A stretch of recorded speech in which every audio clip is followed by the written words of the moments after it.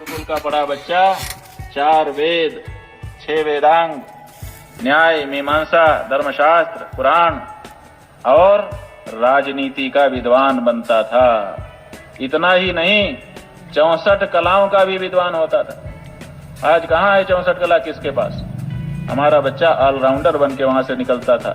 किसी भी विषय में वो सक्षम होता था। भगवान श्री कृष्ण गुरुकुल से पढ़ करके बाहर आए।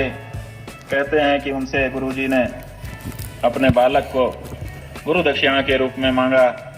असंभव सी बात थी, लेकिन समुद्र के अंतर जा करके शंखचूड़ राक्षस का वध करके भगवान ने वो दक्षिणा भी अपने गुरु को समर्पित की।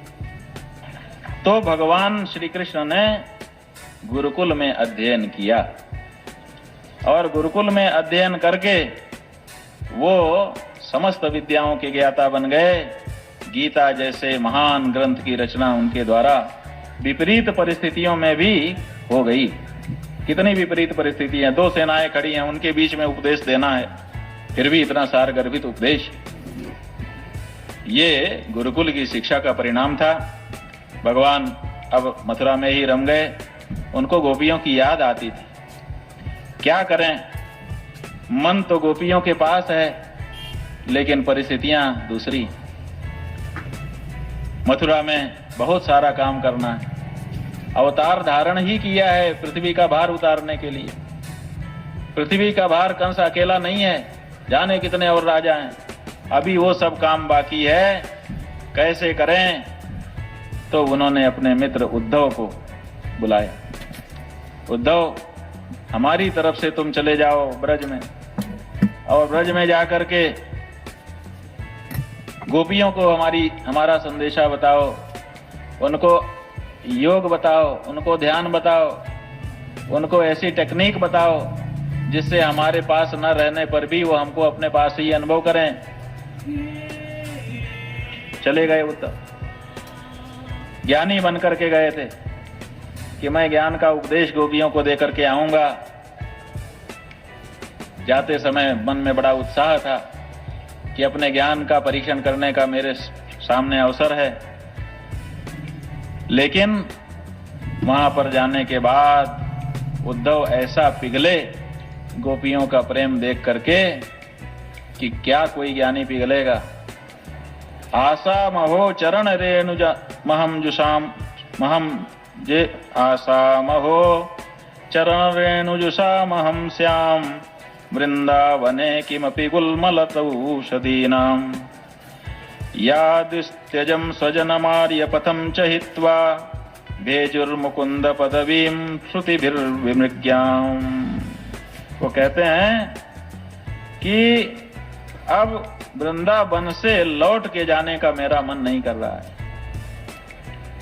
अब तो ऐसा लगता है कि यहीं पर कोई झाड़ी बन जाऊं, कोई लता बन जाऊं, कोई गुल्म बन जाऊं, कोई औषधि बन जाऊं, यहीं पर कोई पक्षी बन जाऊं, कुछ भी बन जाऊं, ब्रज में रहने को मिल जाए। कहा ब्रज में तो कुछ है ही नहीं है। ब्रज में जो खास बात थी भगवान श्री कृष्ण, वो तो मथुरा जा चुके हैं। कहा नहीं नहीं, भगवान जब तक ब्रज में थे तब तक कुछ बात अलग थी। भगवान के चले जाने के बाद जो बात है वो तो उससे भी ज्यादा विशेष है। कहा वो क्या है? कहा कि भगवान का दर्शन, भगवान का साक्षात्कार बहुत बड़ी बात है, लेकिन भगवान के भक्तों का साथ उससे भी बड़ी बात है।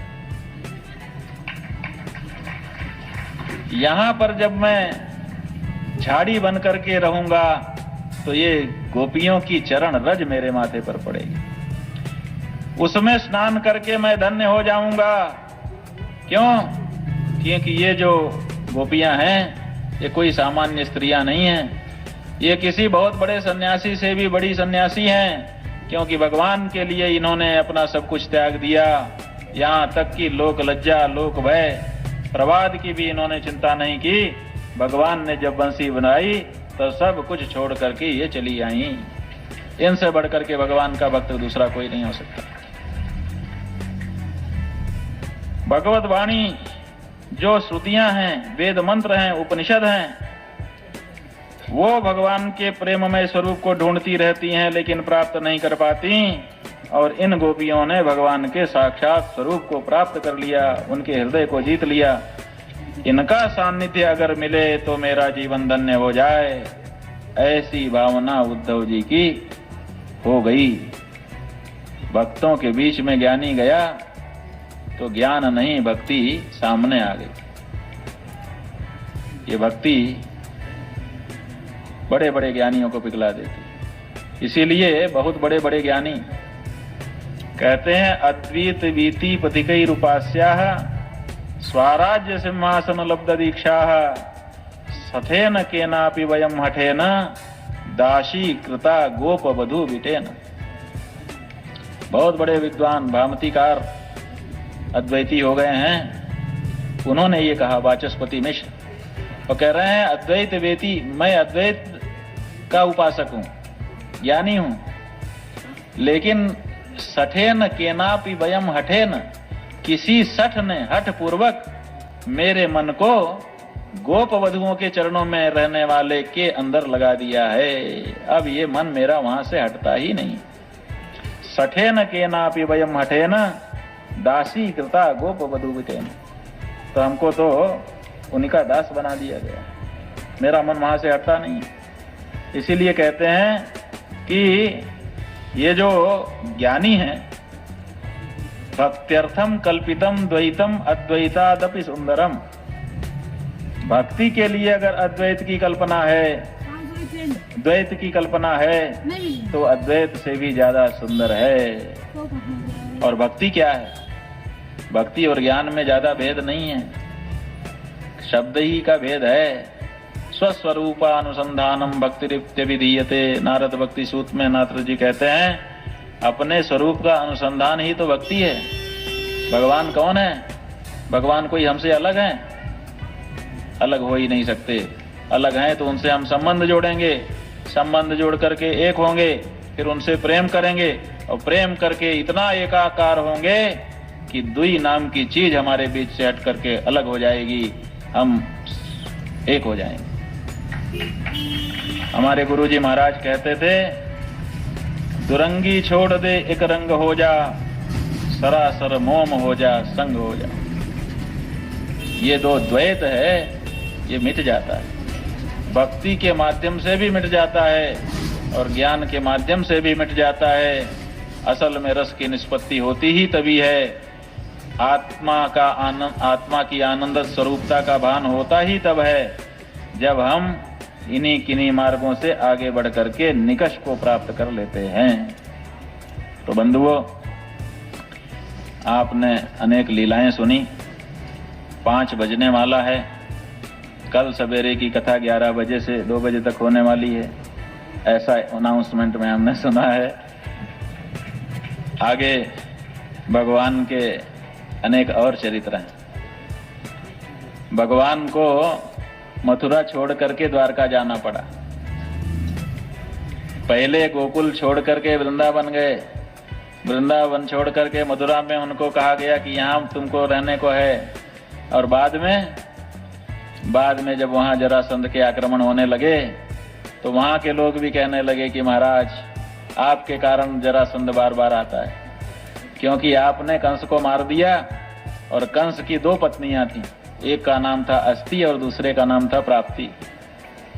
ये दोनों जरासंध की पुत्रियां थीं। तो जब भगवान श्री कृष्ण ने कंस को मारा तो कंस का जो ससुर था उसको बुरा लग गया, क्योंकि दोनों बेटियां उसी के यहाँ गईं, कंस के यहाँ से निकल करके। अब विधवा बेटियों को देखता था तब उसका गुस्सा बढ़ जाता था कि इनको विधवा बनाने वाला कौन, उसको हम ठीक से नहीं रहने देंगे। तो वो क्या करता था कि बड़ी बड़ी सेना इकट्ठी करके आता था और मथुरा पे आक्रमण करता था और कहता था कि कृष्ण बलराम को हमारे हवाले करो। कृष्ण बलराम युद्ध करते थे। अक्षौहिणी 36 अक्षौहिणी सेना लेके आता था और युद्ध करता था। भगवान सोचते थे कि क्या करें, कैसे करें। तो वो युद्ध करते थे, युद्ध में सारे सैनिकों को मार देते थे, फिर जरासंध वापस संगठन करके आता था, हारता नहीं था। कहते हैं 17 बार आक्रमण किया, भगवान युद्ध करते थे। एक अक्षौहिणी सेना में ही कई लाख लोग होते हैं और कई अक्षौहिणी सेना लेके वो आता था। ऐसी परिस्थिति में 23 अक्षौहिणी सेना हर बार लेकर के आया, 17 बार युद्ध हुआ और 18वीं बार मथुरा के लोगों ने हाथ जोड़ लिया कि महाराज अब आप के कारण हमारे यहाँ युद्ध हो रहा है, बार बार युद्ध होता है तो ठीक है, उनकी अक्षौहिणी सेना मरती है तो हमारे भी तो कुछ लोग मरते हैं, घाटा हो रहा है। और फिर इस बार हम सुनते हैं कि काल यवन को साथ लेकर के आ रहा है। तो भगवान ने, क्योंकि काल यवन को मारने का तरीका एक दूसरा था, तो भगवान ने इस बार रणछोड़ का रूप धारण किया। भागे काल यवन जब आया तो उनको रणछोड़ नाम मिल गया कि ये युद्ध क्षेत्र छोड़ के भागे हैं। काल यवन उनका पीछा कर रहा था, भगवान आगे आगे भागते चले जा रहे थे, लोग रणछोड़ करके पुकार रहे थे। काल यवन को लगता था कि बस अगले ही क्षण हम पकड़ लेंगे, बस अब हमारे हाथ में आए ही। लेकिन भगवान हाथ में आने के लिए भाग्य चाहिए।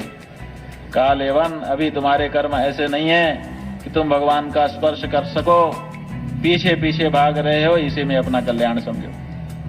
भागते भागते गया, भगवान पहाड़ पर चढ़ गए, चारों तरफ से आग लगा दी बलराम जी के सहित जलाकर मार देने के लिए। भगवान 48 कोस ऊपर से कूद पड़े और कूद करके द्वारका पहुंच गए और अपनी माया से जितने मथुरा के लोग थे यादव, उनको सबको द्वारका में ट्रांसफर करवा दिया। विश्वकर्मा जी रातों रात 48 कोस चौकोर नगर बसा दिया। ये सब घटना हुई। काल यवन ने सोचा कि मारे गए, लेकिन कहाँ मारे गए भगवान? जरासंध ने सोचा कि भगवान मारे गए। काल यवन दौड़ाता हुआ गया, भगवान एक गुफा में घुस गए। गुफा में जब भगवान घुसे तो वहां मुचकुंद नाम के राजा पहले से सो रहे थे। उन्होंने देवताओं की किसी समय मदद की थी, थक करके एकांत स्थान में जाके सो रहे थे और देवताओं ने उनको कह दिया था कि देखो जगाना नहीं इनको, बहुत थक करके सो रहे हैं, बीच में कोई जगाएगा, जो जगाएगा उसको अगर ये देख लेंगे तो वो भस्म हो जाएगा। हमारे यहाँ ये कहा गया है कि किसको जगाना चाहिए, किसको नहीं जगाना चाहिए। धर्मशास्त्र कहता है सप्त सुप्तान न प्रबोधयेत्, अहिम नृपम च शार्दूलम बरटिम बालकम तथा परस्वानम च मूर्खम च सप्त सुप्तान न प्रबोधयेत्। 7 सोए हुए को नहीं जगाना चाहिए। कौन कौन? अहिम, सांप सो रहा हो तो उसको नहीं जगाना चाहिए, गुस्सा होकर के वो डस सकता है। राजा सो रहा हो तो नहीं जगाना चाहिए, गुस्सा हो जाएगा, अधिकार है, कुछ भी दंड दे देगा। शार्दूलम, सिंह सो रहा हो तो उसको नहीं जगाना चाहिए, शिकार कर देगा, पंजा मार देगा। बरटिम माने कोई भी हिंसक जंतु सो रहा हो तो नहीं उसको जगाना चाहिए। और बच्चा सो रहा हो, बालक, उसको भी नहीं जगाना चाहिए। परस्वानम, दूसरे के कुत्ते को सोते समय में नहीं जगाना चाहिए। और कोई मूर्ख व्यक्ति सो रहा हो तो उसको भी सोते में नहीं जगाना चाहिए। इनको सोते में जगाएंगे तो ये नहीं समझेंगे कि आपने किसी कारणवश जगाया है, ये तो बदला लेंगे, इसलिए इनको न जगाओ। लेकिन ये भी कहा गया कि 7 अगर सो रहे हो तो उनको जगा ही देना चाहिए। वो कौन है? बताया विद्यार्थी सेवक पांतः क्षुधार्तो भयकातरः भांडारी प्रतिहारी च सप्त सुप्तान प्रबोधयेत्। 7 सोए को जगा देना चाहिए। विद्यार्थी अगर सो रहा हो, पढ़ने का समय हो गया हो तो दया नहीं करनी चाहिए, जगा देना चाहिए, बेटा पढ़। सेवक, आपका सेवक सो गया हो तो उसको नहीं छोड़ना चाहिए, उसको जगा देना चाहिए, नहीं तो फिर वो सेवा कैसे करे। पांथा, यात्री है, ट्रेन में सो गया है, उसका स्टेशन आ गया, अब आप सोचे कि बेचारा सोया है, काहे जगाए? नहीं, जगा दो ताकि अपने स्टेशन पे उतर जाए, नहीं तो बहुत परेशान होगा। क्षुधार्ता, कोई व्यक्ति भूखा प्यासा आया, आपको कहा कि बहुत भूख लगी है, आपने कहा ठीक है रुको बनाते हैं, तब तक सो गया। अब आपने भोजन बना दिया, अब आप उसको देखते हैं कि सोया हुआ है, अब सोचते हैं कि अब इसको क्या जगाना बेचारा। नहीं, वो खा के सोएगा तो अच्छी नींद आएगी, भूखे पेट में वो नींद नहीं आएगी, इसलिए उसको जगा दो। भय का तरह जो भयभीत होकर के सोया हो उसको भी जगा दो, नहीं तो सपने में ही भय खाता रहेगा। भांडारी, जो आदमी किसी सामान की रक्षा में नियुक्त किया गया है वो सो गया है, अब सोया रहेगा तो लोग चोरी कर लेंगे, इसलिए उसको जगा दो कि भाई तुम देखते रहो। और प्रतिहारी माने द्वारपाल, रक्षक, संतरी अगर सो गया है तो उसके ऊपर दया न करके उसको जगा दिया जाना चाहिए। 7 सोए हों तो उनको ना जगाए और 7 सोए हों तो उनको जगा ही देना चाहिए। ये धर्मशास्त्र का नियम है। वहां पर काल यवन घुसा, भगवान पहले घुसे गुफा के अंदर, बाद में काल यवन घुसा। भगवान तो जाके छिप गए एक खंबे के पीछे और मुचकुंद सोए हुए थे। जा करके काल यवन ने देखा, अच्छा अभी अभी दौड़ के आया और अभी इतनी शांति से नाटक करके सो गया है चादर ओढ़ के। एक लात मारी और एक लात मारी तो मुचकुंद की नींद खुल गई। बहुत दिन से वो सोए हुए थे, उनकी आंखों में आग उत्पन्न हो गई थी। आंखें पहले जब आप सोते हैं तो आंखें बंद हो जाती हैं पलकों के द्वारा। पलकों से बंद होने के कारण हवा पास नहीं होती है, आंखें गर्म हो जाती, इसीलिए सवेरे उठ के आंख धोने का विधान है। ठंडे पानी से आंख पर छींटे मारे जाते हैं। जो लोग 40 छींटे मार लेते हैं रोज, उनको आंख के रोग नहीं होते। आंख का नंबर चढ़ा हो तो चला जाता है। तो इसीलिए, क्योंकि रात भर पलके बंद रहने के कारण आंखों में जो गर्मी समा गई है उसको निकाल देने की जरूरत है। अगर वो गर्मी बनी रहेगी तो दिक्कत करेगी। ये धर्म है हमारा। हमारा धर्म ऐसे थोड़े है कि बस एक कोई हमको सिस्टम बनाना है कि हमने मनमाना बना दिया। हमारे यहाँ जो कुछ किया जाता है उसके पीछे कारण है। तो आंखों पर सवेरे पानी का छींटा मारना है ताकि आंखों की गर्मी रिलीज हो जाए, आंखें सहज हो जाएं। सहज रहेंगी तो सरस देखेंगी। अगर ज्यादा गर्म ज्यादा ठंडी रहेंगी तो विकार उत्पन्न हो जाएगा थोड़े दिनों के बाद। तो आंखों में गर्मी भरी थी, जैसे ही काल यवन ने लात मारा, मुचकुंद उठे, उठ करके उन्होंने उसकी ओर देखा, वैसे ही काल यवन भस्म हो गया। इस तरह से भगवान ने काल यवन को भस्म करवाया। द्वारका में रहे और बहुत सारी लीलाएं की। उनके विवाह की बात तो आप सुन ही चुके हैं। फिर उनके पुत्र भी हुए, प्रद्युम्न हुए, अनिरुद्ध हुए। ऐसा उनकी वंश परंपरा चली। 16,100 जो रानियां थीं और जो 8 पटरानियां थीं, उन सब को 10-10 पुत्र भगवान से उत्पन्न हुए। कोई निपुति नहीं रही और किसी को कम बेसी भी नहीं हुए। 10-10 पुत्र सबके उत्पन्न किए भगवान ने। बहुत बड़ा भगवान का कुटुंब था। भगवान के कुटुंब में एक नील से ज्यादा लोग हो गए थे। माने एक लिख करके अगर 13-14 शून्य आप लगा दें तो जितना गिनती बनती है इतने सारे लोग उत्पन्न हो गए थे। बहुत बड़ा कुटुंब भगवान का बढ़ा। धन धान्य से भी समन्वित हुआ। बाद में भगवान ने अर्जुन आदि की मदद की। महाभारत का युद्ध हुआ। भीष्म का परलोक गमन हुआ। भगवान ने गीता का ज्ञान दिया। राजसूय यज्ञ कराए। क्या क्या नहीं हुआ। एक एक भगवान की लीला ऐसी है कि उसी को एक दिन अगर कहा जाए तो कम पड़ जाए समय। ये तो भागवत जी समझ लो कि सैंपल भागवत है कि थोड़ा थोड़ा सैंपल कह के कोरम पूरा किया जाता है। अन्यथा भगवान की कोई एक लीला लें और उसी लीला में 7 दिन लगाएं तो शायद ठीक ठीक से उनकी लीला को समझ में आए। लेकिन ऐसे ही आप लोग सत्संगी हैं, यहाँ पर भागवत हो रही है, वहां पे भागवत हो रही है, आप जाके सुनते हैं तो भले लगभग बात एक जैसी हो, लेकिन वक्ता की जो विशेषता है उसके कारण हर भागवत में आपको कुछ न कुछ नया भगवान का चरित्र सुनने देखने को मिल जाता है। यही आपकी उपलब्धि है और इसी के लिए लोग बार बार अलग अलग वक्ताओं से कथा सुनते रहते हैं। क्यों? क्योंकि उसी से उनको धीरे धीरे फिर समग्र की प्राप्ति होती रहती है। तो आज का प्रवचन यहीं पर पूरा करते हैं। अभी रुक्मिणी जी की झांकी तैयार है, वो कृष्ण रुक्मिणी यहाँ पर पधारेंगे, उनका भी दर्शन हम लोग करेंगे। उसके बाद फिर आरती होगी और फिर यहाँ से हम लोग प्रस्थान करेंगे। जैसा कल का कार्यक्रम होगा ज्योतिर्मयानंद जी और आशीष छाबड़ा जी आपको बताएंगे। हर हर महादेव। हमारे भागवत भगवान की